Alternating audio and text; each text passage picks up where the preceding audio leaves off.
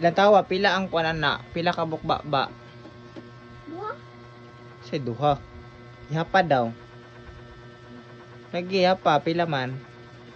Pila ka bukba-ba. Duha oh. Oh. Aman dapit. Isa, duha. Naamang dila ng isa, maging ipon. Ah. Ya, pila ka bukmata. Ha?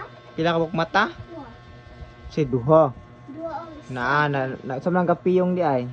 Ha? Nang isa gapiyong. Tuma, mata. Nang ilong pila? Isa. Si isa. Isa, oo. Nang tawag tarong. Ano yung sa ilong?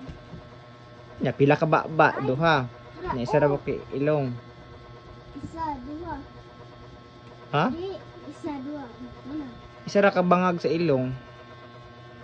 Kasi po, nag-anak ang siya. Pero anong duha yang ba? Nigawas na wang isa. Ano? Siguro may bangkilo.